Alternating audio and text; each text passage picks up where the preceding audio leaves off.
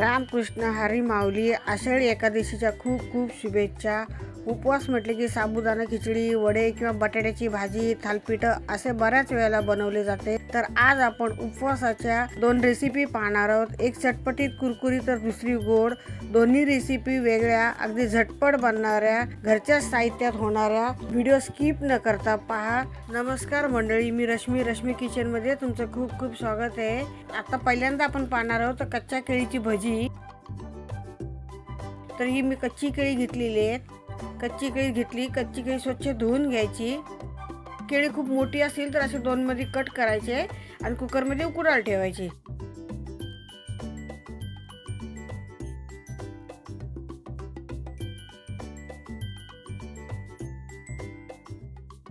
कच्ची केळी आता मी कुकरमध्ये टाकून घेते. त्याच्यामध्ये थोडंसं पाणी टाकून घ्यायचं. आता कुकर बंद करून मी एका कुकरला 3 शिट्ट्या करून घेते.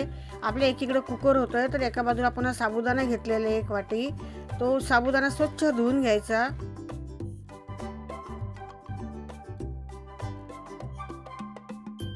असा साबुदाणा मी भिजत ठेवलेला आहे.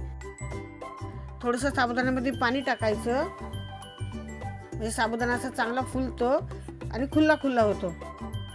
तर साबुदाणा भिजून मला 1 तास झाला होता. 1 तासाने मी साबुदाणा दाखवते कसा असा मोकळा झालेला आहे. साबुदाणा तर मिक्सरच्या भांड्यामध्ये काढून घ्यायचा.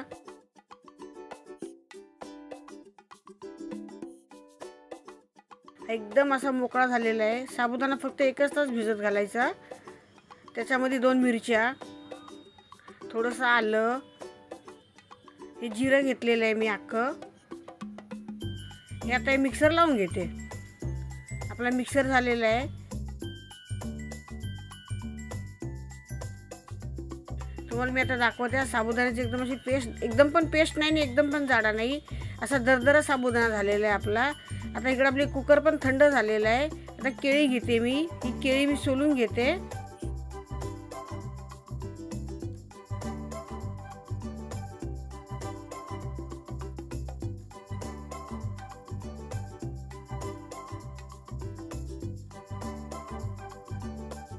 एक बाउल घेतलेला आहे. त्याच्यामध्ये ही कच्ची केळी टाकून घेते. ही कच्ची केळी फोकच्या साहाय्याने कुस्करून घ्यायची.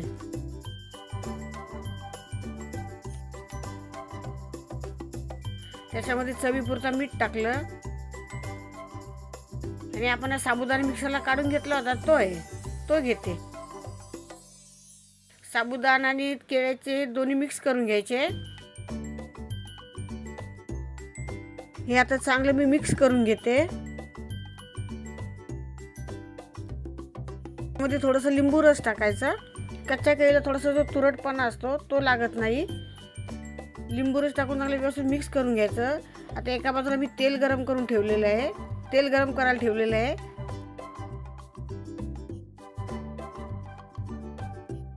आता आपलं साबुदाण्याचं प्रमाण आणि केळीचं प्रमाण बरोबर सारखं झालेलं आहे आणि आपलं व्यवस्थित मिश्रण पण चांगलं झालेलं आहे. ते मी तेलामध्ये भजी सोडून घेते. ही भजी आता आपण तळून घ्यायची. उलटी पलटी करायची आणि भजी तळून घ्यायची. हे परत दुसरा एक घाणा टाकते मी आता भजीचा. गॅस मध्यम गॅसवर भजी तळून घ्यायची. त्याच्यामध्ये आम्ही 4 मिरच्या टाकलेल्या आहेत. 2-3 हिरव्या मिरच्या टाकल्या की भजी खाताना कशी मिरची लागतेच. यात आपली भजी तयार झालेली आहे.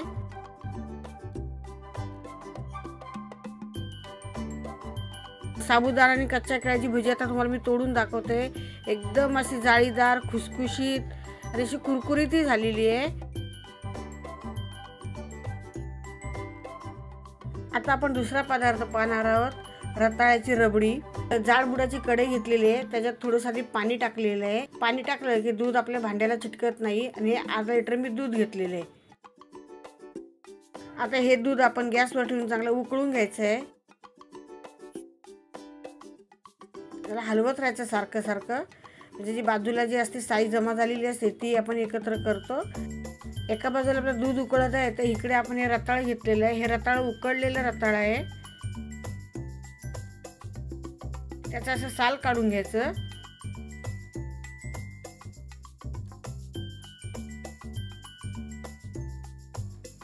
आणि याचे छोटे छोटे तुकडे करून घेतलेले आहेत.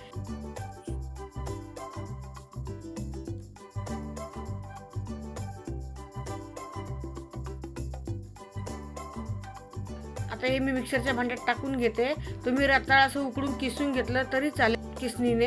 हे मी मिक्सरच्या भांड्यात टाकून त्याची बारीक पेस्ट करून घेणार आहे.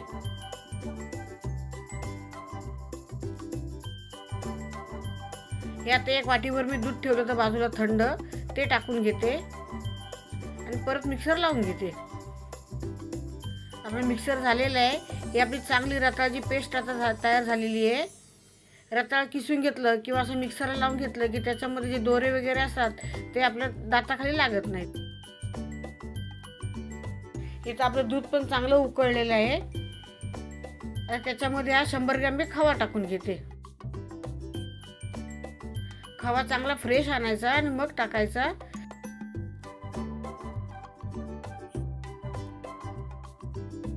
हे थोडंसं चिमूटभर मी केशर टाकून घेते.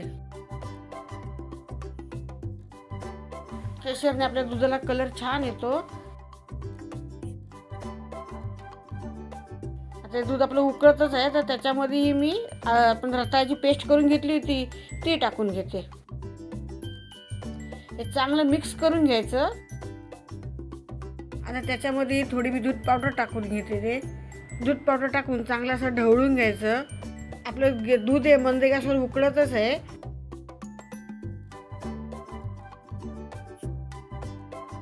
आता ह्याच्यामध्ये मी साखर टाकून घेते.